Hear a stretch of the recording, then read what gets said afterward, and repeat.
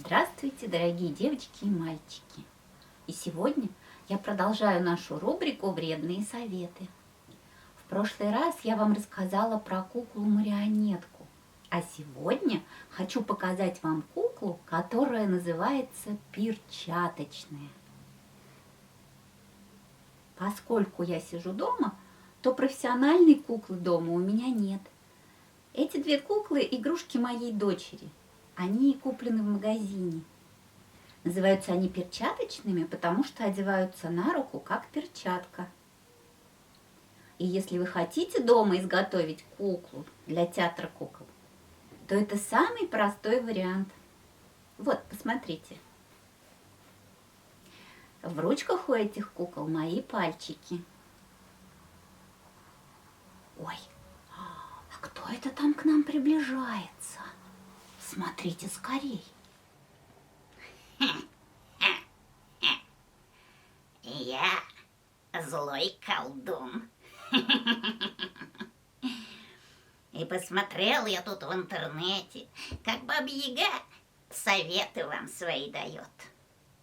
И скажу я вам вот что, мои дорогие. Мои советы лучше. Вот вы послушайте-ка мои советы, сравните и скажете, кто из нас лучший.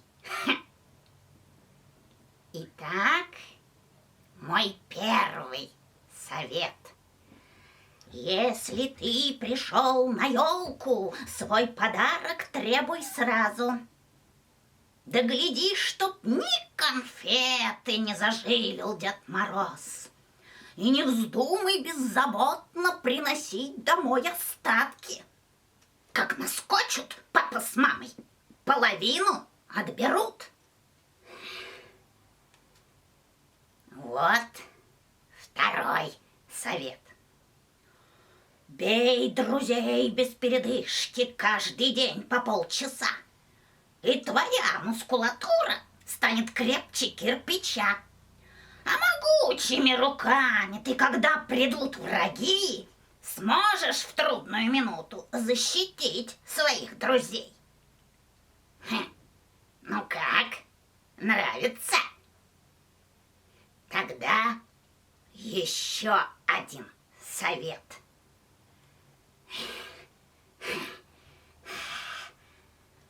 Никогда не мойте руки, шею, уши и лицо.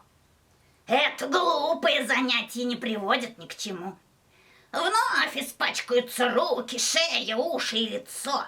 Так зачем же тратить силы, время попусту терять? Стричься тоже бесполезно. Никакого смысла нет. К старости сама собою облысеет голова. Вот. Ну, и еще, пожалуй. Когда тебя родная мать ведет к зубным врачам, не жди пощады от нее, напрасных слез не лей.